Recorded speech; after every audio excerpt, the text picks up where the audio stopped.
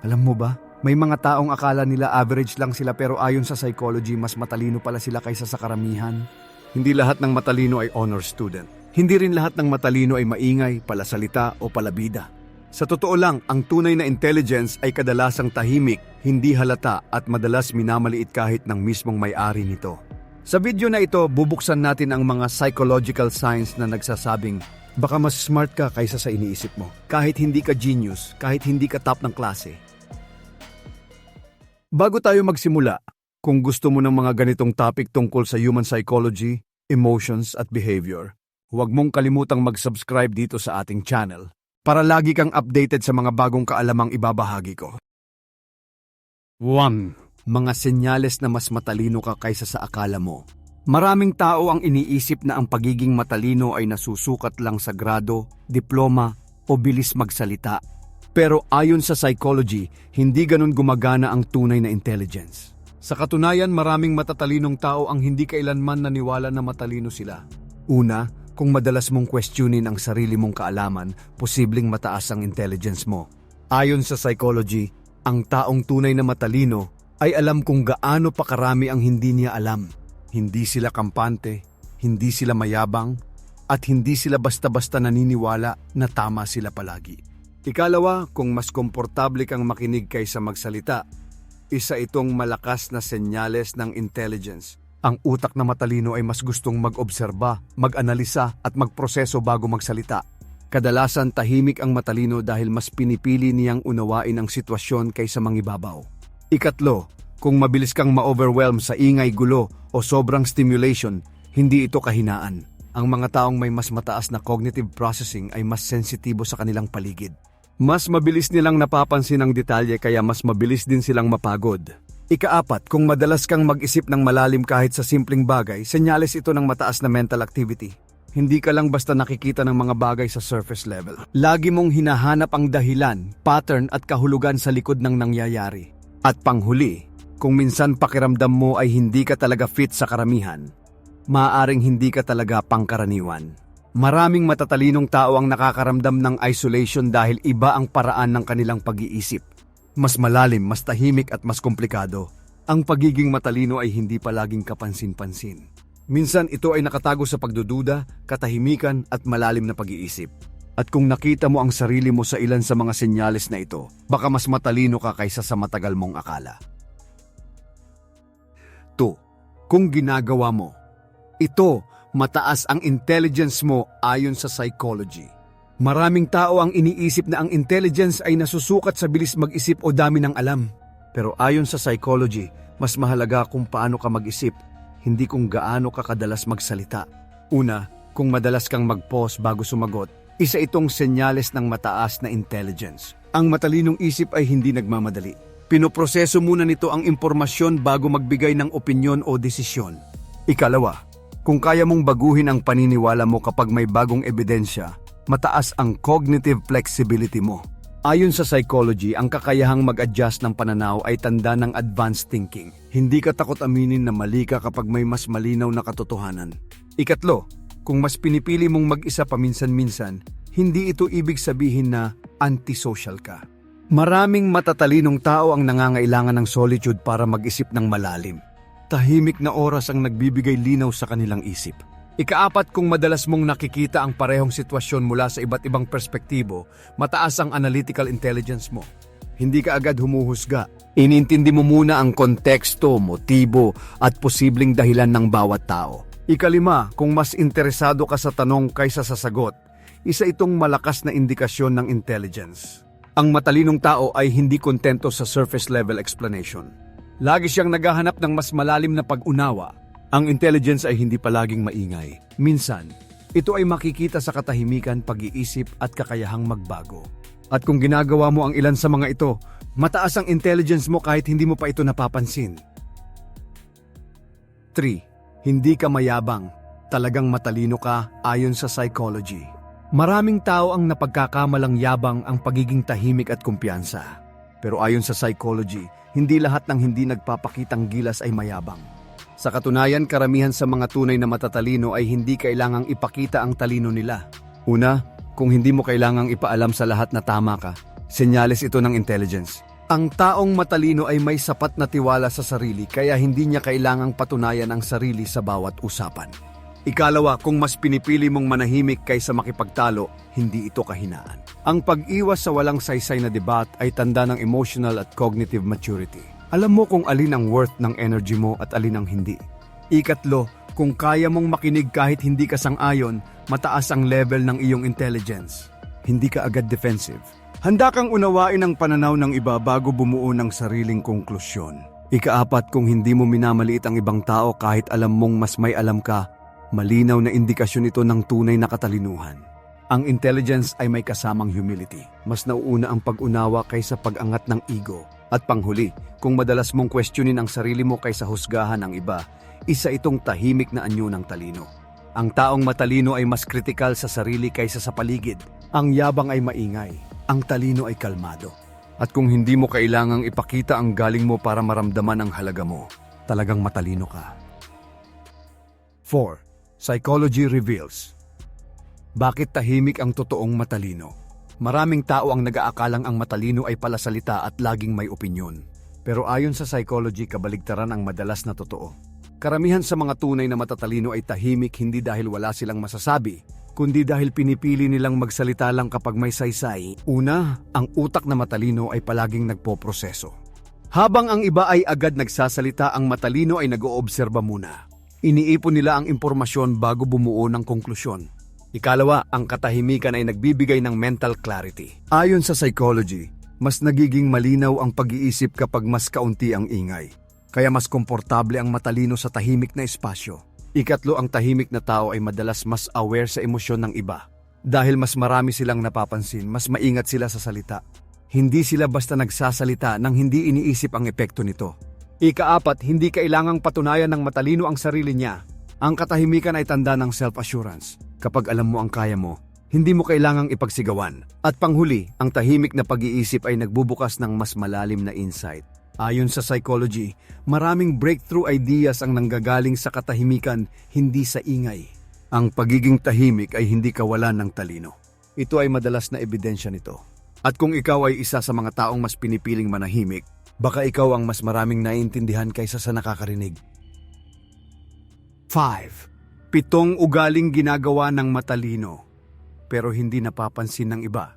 Kapag iniisip natin ang matalino, kadalasan ang pumapasok sa isip ay magaling magsalita o laging tama. Pero ayon sa psychology, maraming ugali ng matatalino ang hindi agad napapansin. Una, madalas silang mag-isip bago kumilos. Hindi sila impulsive. Pinag-aaralan muna nila ang posibleng mangyari bago gumawa ng desisyon. Ikalawa, komportable silang aminin na may hindi sila alam. Para sa matalino, ang pag-amin ng kakulangan ay simula ng pagkatuto, hindi kahinaan. Ikatlo, madalas silang magtanong ng malalim kaysa magbigay ng mabilis na sagot. Mas interesado sila sa proseso ng pag-unawa kaysa sa pagpapakitang alam nila ang lahat. Ikaapat, mas pinipili nilang makinig kaysa mangibabaw sa usapan. Dahil dito, mas marami silang nakukuhang impormasyon kaysa sa karamihan. Ikalima, sensitibo sila sa detalye at pagbabago sa paligid. Napapansin nila ang maliliit na bagay na kadalasang hindi pinapansin ng iba. Ika-6, marunong silang mag-isa. Hindi sila natatakot sa katahimikan dahil doon mas gumagana ang kanilang isip. Ika-7, madalas silang mag-reflect sa sarili. Iniisip nila kung paano pa sila pwedeng mag-improve, hindi kung paano mangibabaw sa iba.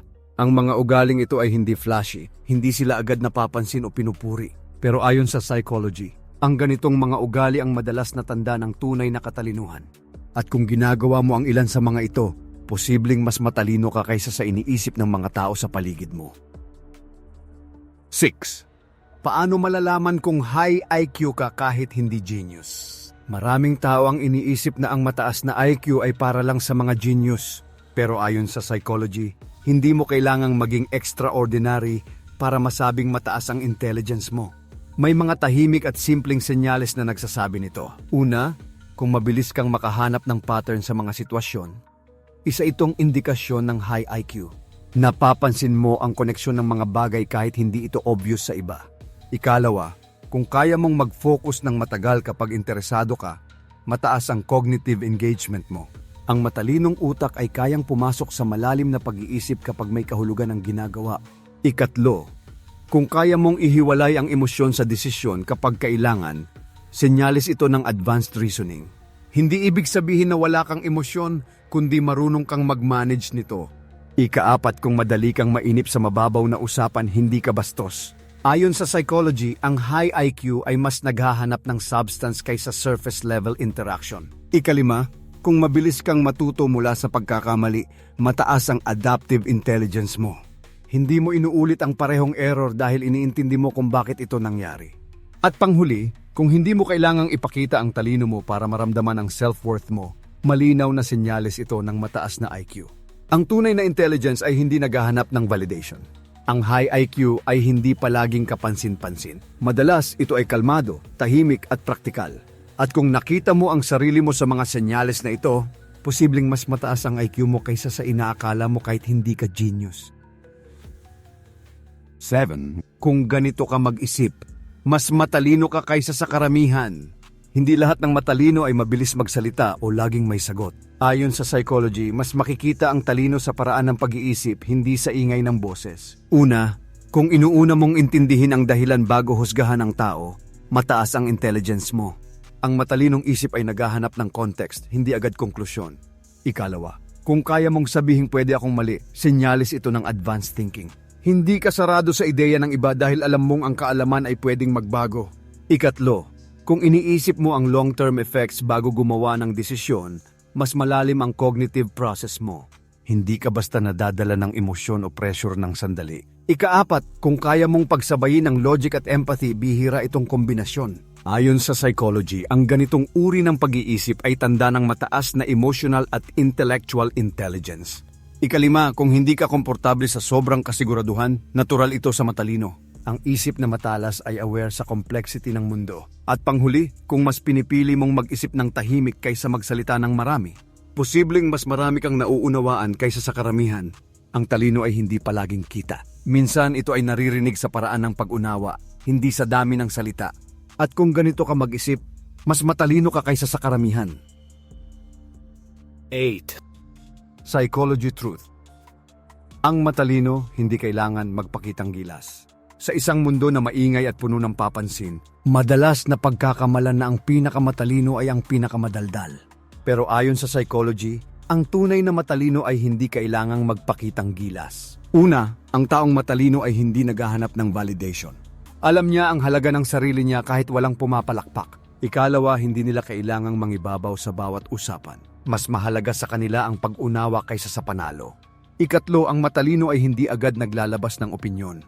Pinipili nila ang tamang oras at tamang salita dahil alam nila ang bigat ng bawat isa. Ika-4, hindi nila minamaliit ang ibang tao para magmukhang magaling. Ayon sa psychology, ang pangmamaliit ay kadalasang tanda ng insecurity, hindi ng talino. Ika-5, mas komportable sila sa tahimik na tagumpay. Hindi nila kailangang ipaalam sa lahat ang ginagawa nila para makaramdam ng halaga. Ang pagpapakitang gilas ay maingay. Ang talino ay kalmado. At kung hindi mo kailangang ipakita ang galing mo para maramdaman mong sapat ka, isa itong malinaw na senyales ng tunay na katalinuhan. 9. Bakit madalas minamaliit ang matalino? Sagot ng psychology. Hindi lahat ng matalino ay hinahangaan. Sa katunayan, maraming beses sila pa ang minamaliit. Ayon sa psychology, may mga dahilan kung bakit nangyayari ito. Una, ang matalino ay kadalasang tahimik. Sa isang lipunang mas pinapansin ang maingay, ang katahimikan ay napagkakamalang kawalan ng kakayahan. Ikalawa, hindi nila kailangang ipakita ang talino nila. Dahil dito, hindi agad nakikita ng iba ang lawak ng kanilang pag-iisip. Ikatlo, ang matalino ay madalas mag-isip ng iba. Kapag hindi tugma sa nakasanayan ang pananaw, mas madaling maliitin kaysa unawain. Ika-4, hindi sila madaling sumabay sa groupthink. Ayon sa psychology, ang kakayahang mag-isip ng independent ay kadalasang binabasa bilang pagiging kakaiba o mahirap pakisamahan. Ika-5, hindi sila nakikipagkumpetensya para sa atensyon.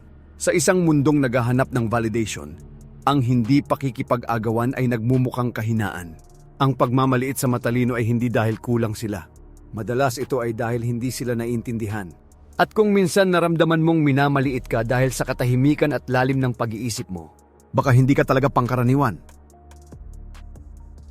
10. Bakit madalas minamaliit ang matalino? Sagot ng psychology. May mga taong alam mong may lalim mag-isip, pero sila pa ang hindi sineseryoso. Ayon sa psychology, hindi ito aksidente. Una, ang matalino ay kadalasang hindi aggressive sa pagpapahayag ng opinyon. Sa isang mundo na sanay sa kumpiyansang maingay, ang kalmadong pananalita ay napagkakamalang kakulangan ng kaalaman. Ikalawa, hindi sila madaling ma-impress. Dahil dito, hindi sila basta-basta pumapalakpak o sumasang-ayon. Sa mata ng iba, nagmumukha silang walang pakialam kahit sila ang mas nakakaintindi. Ikatlo, ang matalino ay madalas magtanong kaysa mag-assert. Pero ayon sa psychology, ang pagtatanong ay tanda ng malalim na pag-iisip. Sa maling interpretasyon, ito ay napagkakamalang pagdududa sa sarili. Ikaapat, mas inuuna nila ang katotohanan kaysa pakikisama. Kapag hindi nila sinasabi ang gustong marinig ng karamihan, mas madali silang i-dismiss. At panghuli, ang matalino ay hindi nagmamadaling patunayan ang sarili. Hindi sila nakikipagkumpetensya para sa respeto. Hinahayaan nilang ang resulta ang magsalita. Ang pagmamaliit sa matalino ay kadalasang nanggagaling sa maling sukatan ng talino. Hindi lahat ng mahalaga ay maingay. Hindi lahat ng matalino ay kapansin-pansin. At kung ikaw ay isa sa mga taong madalas hindi napapansin pero malinaw mag-isip, baka mas nauuna ka lang mag-isip kaysa sa iba. Maraming anyo ang talino. Hindi ito palaging maingay. Hindi rin ito laging napapansin. Minsan ang tunay na katalinuhan ay nasa katahimikan, sa paraan ng pag-iisip, at sa kakayahang umunawa kahit hindi kailangang mangibabaw. Kung may mga bahagi ng video na parang tinamaan ka, baka hindi ka lang talaga pangkaraniwan. Baka mas nauuna ka lang mag-isip kaysa sa karamihan. Kung gusto mo pang matutunan ang mga ganitong psychology insights tungkol sa human behavior at personal development, mag-subscribe ka na at i-turn on ang notification bell para lagi kang updated sa mga bagong episode dito sa ating channel.